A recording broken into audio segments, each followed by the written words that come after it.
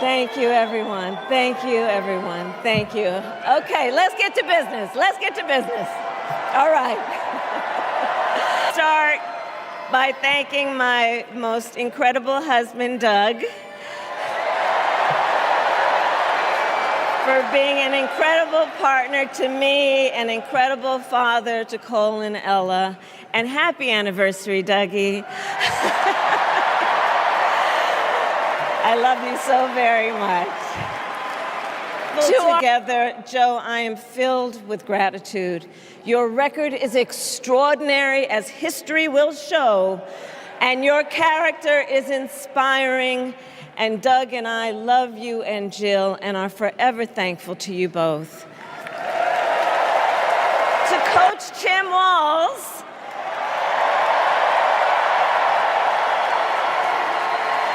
you are going to be an incredible vice president who has put your faith in our campaign. Your support is humbling. So, America, the path that led me here in recent weeks was no doubt unexpected. But I'm no stranger to unlikely journeys. So, my mother, our mother, Kamala Harris, had one of her own, and I miss her every day, and especially right now. And I know she's looking down smiling. So my mother was 19 when she crossed the world alone, traveling from India to California with an unshakable dream to be the scientist who would cure breast cancer. When she finished school, she was supposed to return home to a traditional arranged marriage. But as fate would have it, she met my father, Donald Harris, a student from Jamaica. They fell in love and got married, and that act of self-determination made my sister Maya and me. We moved a lot. I will always remember that big Mayflower truck packed with all our belongings, ready to go to Illinois, to Wisconsin, and wherever our parents' jobs took us.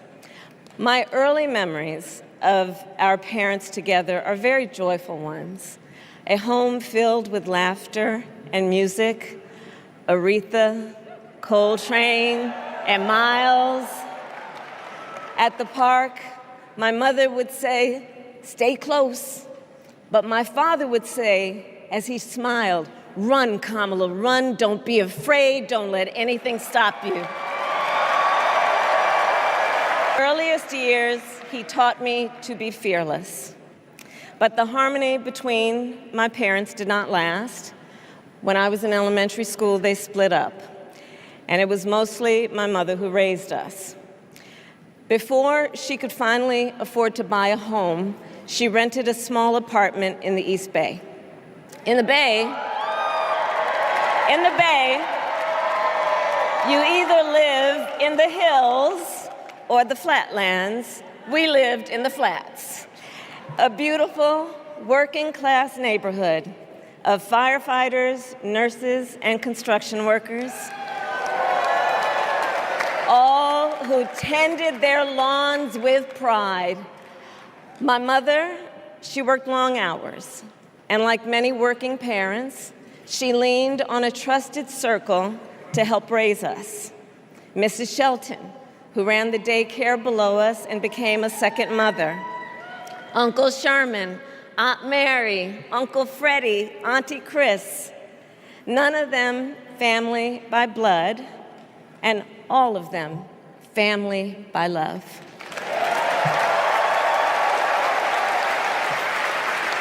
Family who taught us how to make gumbo, how to play chess, and sometimes even let us win.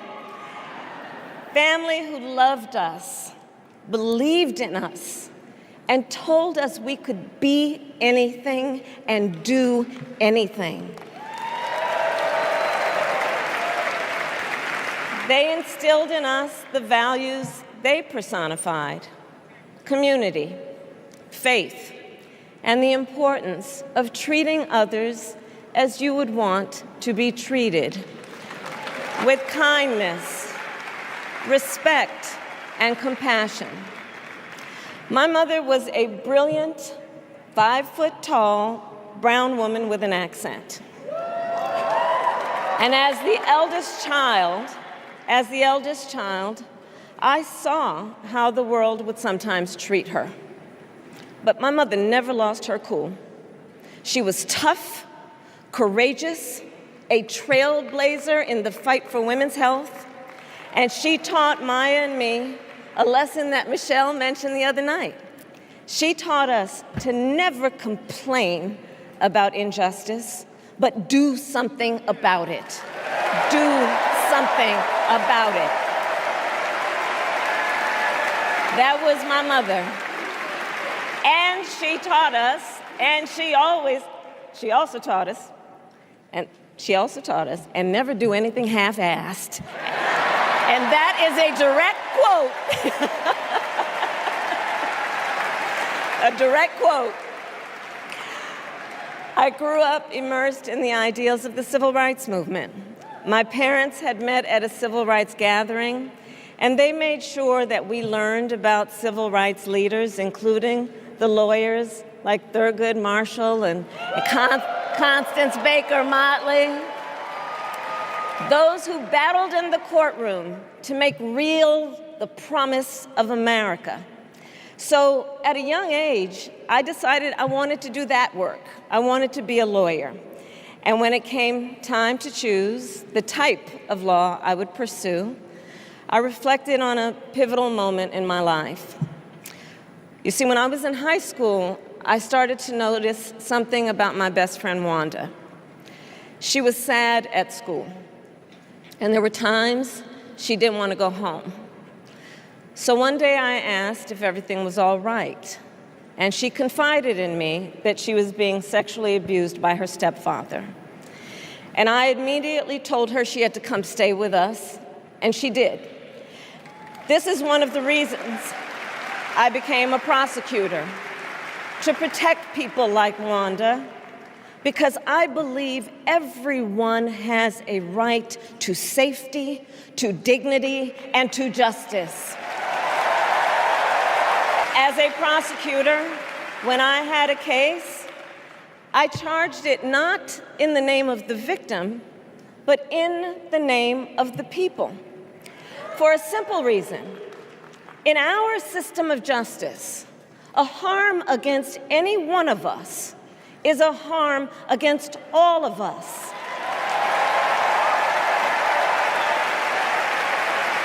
And I would often explain this to console survivors of crime, to remind them no one should be made to fight alone.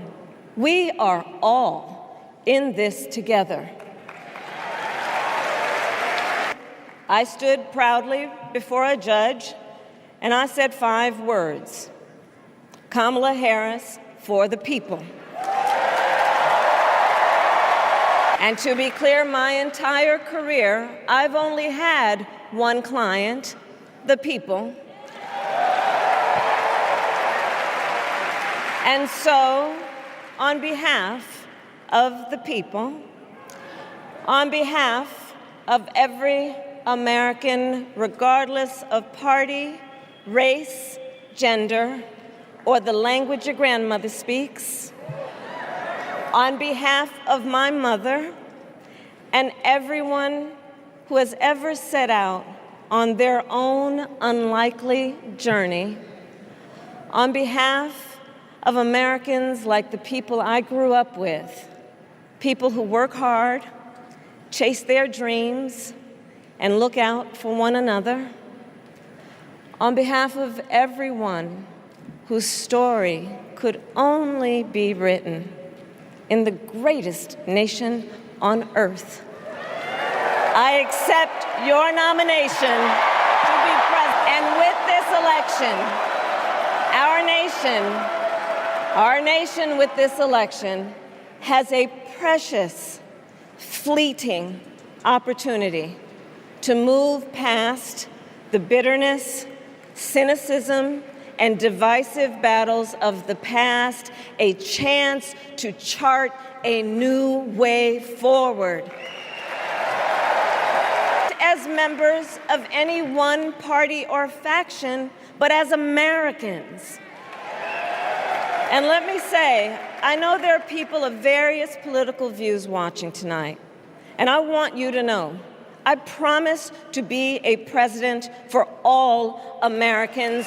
You can always trust me to put country above party and self, to hold sacred America's fundamental principles, from the rule of law to free and fair elections to the peaceful transfer of power.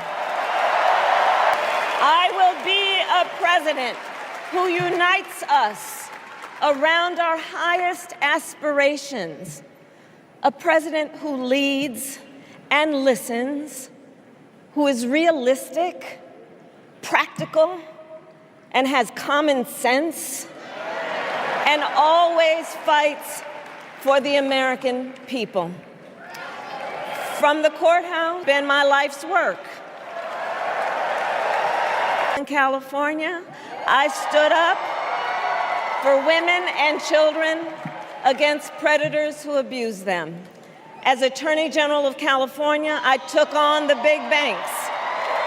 Dollars for middle-class families who faced foreclosure and helped pass a homeowner Bill of Rights, one of the first of its kind in the nation.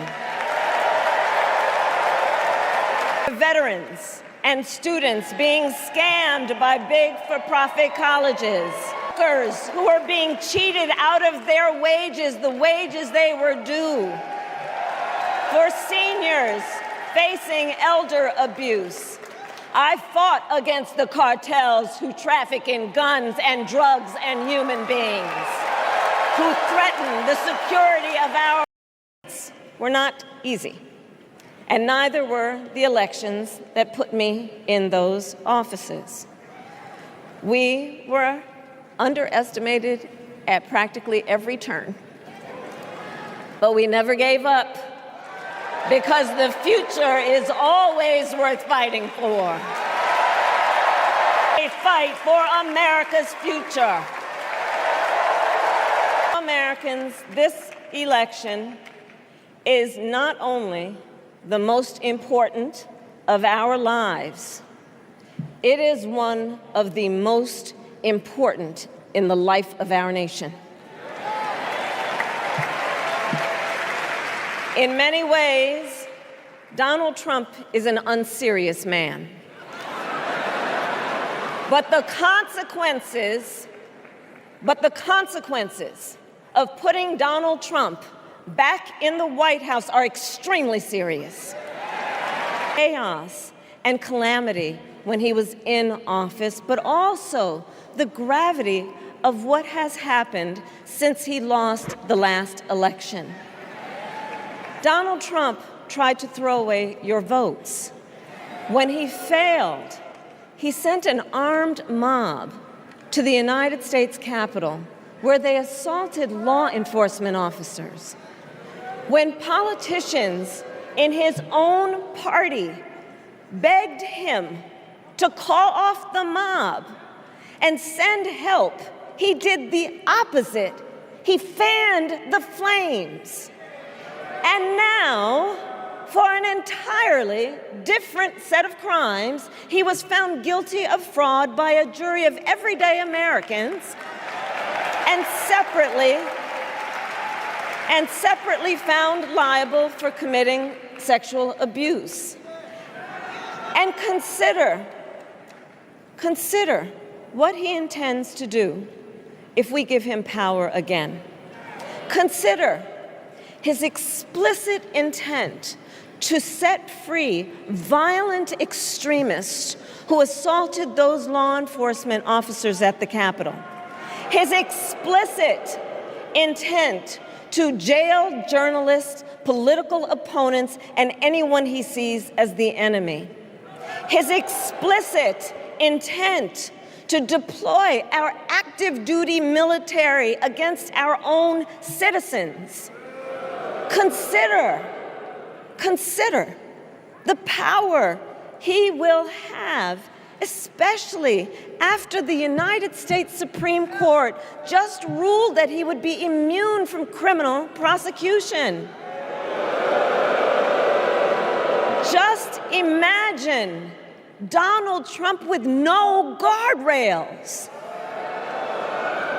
and how he would use the immense powers of the presidency of the United States, not to improve your life, not to strengthen our national security, but to serve the only client he has ever had, himself.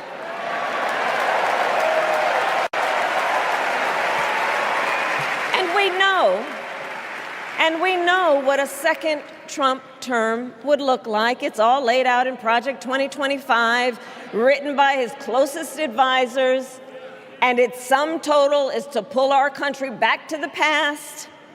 But America, we are not going back.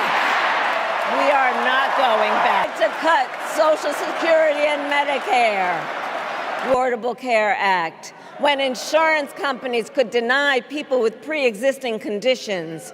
We are not going to let him eliminate the Department of Education that funds our public schools. Programs like Head Start that provide preschool and childcare for our children. America, we are not going back. Starting a new way forward to a future with a strong and growing middle class, because we know a strong middle class has always been critical to America's success. And building that middle class will be a defining goal of my presidency. For me, the middle class is where I come from. My mother kept a strict budget. We lived within our means, yet we wanted for little. And she expected us to make the most of the opportunities that were available to us and to be grateful for them. Because, as she taught us, opportunity is not available to everyone. That's why we will create what I call an opportunity economy where everyone has the chance to compete and a chance to succeed. City. And as president, I will bring together labor and workers and small business owners and entrepreneurs and create jobs to grow our economy and to lower the cost of everyday needs like health care and housing and groceries. We will provide access to capital for small business owners and entrepreneurs and founders. And we will end America's housing shortage and protect Social Security and Medicare. To Donald Trump, because I think everyone here knows he doesn't actually fight for the middle class. He doesn't actually fight for the middle class. Instead, he fights for himself and his billionaire friends. And he will give them another round of tax breaks that will add up to $5 trillion to the national debt. And all the while, he intends to enact what in effect is a national sales tax, call it a Trump tax, that would raise prices on middle-class families by almost $4,000 a year. Well, instead, we will pass a middle-class tax cut that will benefit more than 100 million. Friends, I believe America cannot truly be prosperous unless Americans are fully able to make their own decisions about their own lives, especially on matters of heart and home. But tonight, In America, too many women are not able to make those decisions. And let's be clear about how we got here. Donald Trump handpicked members of the United States Supreme Court to take away reproductive freedom. And now he brags about it. In his words, quote, "I did it and I'm proud to have done it," end quote. Well, I'll tell you, over the past 2 years, I've traveled across our country, and women have told me their stories. Husbands and fathers have shared theirs. Stories of women miscarrying in a parking lot, developing sepsis, losing the ability to ever go to jail for caring for their patients. Couples just trying to grow their family, cut off in the middle of IVF treatments. Children who have survived sexual assault, potentially being forced to carry a pregnancy to term. This is what's happening in our country because of Donald Trump. And understand, he is not done. As a part of his agenda, he and his allies would limit access to birth control, ban medication abortion, and enact a nationwide abortion ban with or without Congress. And get this, he plans to create a national anti-abortion coordinator and force states to report on women's miscarriages and abortions. Simply put, they are out of their minds. One must ask, why exactly is it that they don't trust women? Well, we trust women. We trust women. To restore reproductive freedom, as President of the United States, I will proudly sign it into law. In this election, many other fundamental freedoms are at stake. The freedom to live safe from gun violence in our schools, communities, and places of worship. The freedom to love who you love openly and with pride. The freedom, air, and drink clean water and live free from the pollution that fuels the climate crisis. And the freedom, the others, the freedom to vote.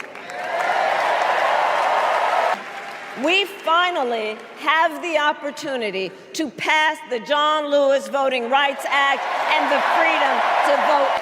And let me be clear, after decades in law enforcement, I know the importance of safety and security, especially at our border. Last year, Joe and I brought together Democrats and conservative Republicans to write the strongest border bill in decades. The Border Patrol endorsed it. But Donald Trump believes a border deal would hurt his campaign. So he ordered his allies in Congress to kill the deal. Well, I refuse to play politics with our security, and here is my pledge to you. As president, I will bring back the bipartisan border security bill that he killed, and I will sign it into law. Of immigrants and reform our broken immigration system. We can create an earned pathway to citizenship and secure our border. And America, we must also be steadfast in advancing our security and values abroad. As Vice President, I have confronted threats to our security, negotiated with foreign leaders, strengthened our alliances, and engaged with our brave troops overseas. As Commander-in-Chief, I will ensure America always has the strongest, most lethal fighting force in the world, sacred obligation to care for our troops and their families, and I will always honor and never disparage their service and their sacrifice. That we lead on space and artificial intelligence, that America, not China, wins the competition for the 21st century, and that we strengthen, not abdicate, our global leadership. Trump, on the other hand, threatened to abandon NATO. He encouraged Putin to invade our allies, said Russia could, quote, do whatever the hell they want. 5 days before Russia attacked Ukraine, I met with President Zelensky to warn him about Russia's plan to invade. I helped mobilize a global response, over 50 countries, to defend against Putin's aggression. And NATO allies. To the war in Gaza, President Biden and I are working around the clock, because now is the time to get a hostage deal and a ceasefire deal done.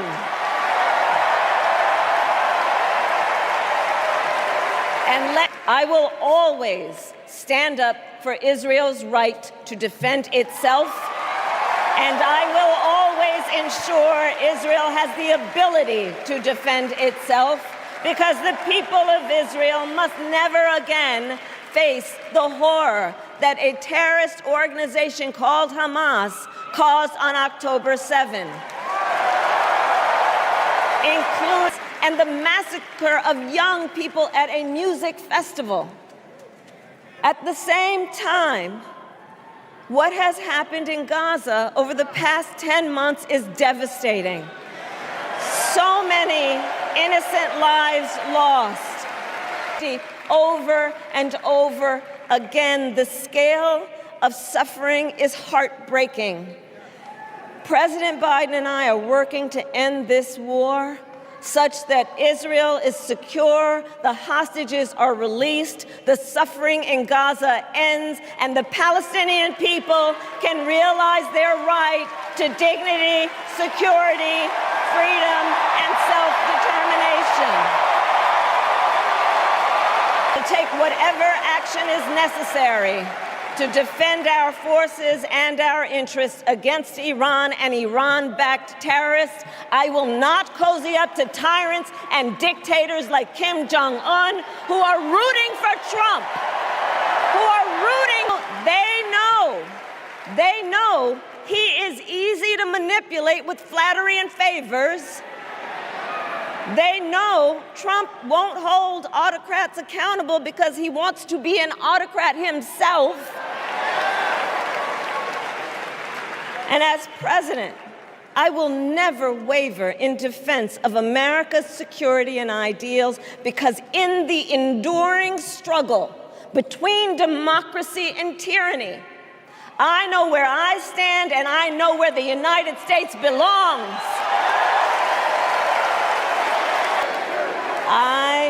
I love our country with all my heart. Everywhere I go, in everyone I meet, I see a nation that is ready to move forward, ready for the next step in the incredible journey that is America. I see an America where we hold fast to the fearless belief that built our nation and inspired the world, that here in this country, anything is possible, that nothing is out of reach. An America where we care for one another, look out for one another, and recognize that we have so much more in common than what separates us. None of us has to fail for all of us to succeed. In unity, there is strength. You know, our opponents in this race are out there every day denigrating America, talking about how terrible everything is. Well, my mother had another lesson she used to teach. Never let anyone tell you who you are. You show them who you are. Let us show each other and the world who we are and what we stand for. Freedom, opportunity, compassion, dignity, fairness, and endless possibilities. We are the heirs to the greatest democracy in the history of the world. And on behalf of our children and our grandchildren and all those who sacrificed so dearly for our freedom and liberty, we must be worthy of this moment. It is now our turn to do what generations before us have done, guided by optimism and faith, to fight for this country we love, to fight for the ideals we cherish, and to uphold the awesome responsibility that comes with the greatest privilege on earth, the privilege and pride of being an American. For it, let's get out there, let's vote for it, and together, let us write the next great chapter in the most extraordinary story ever told. That's the United States of America. Thank you all.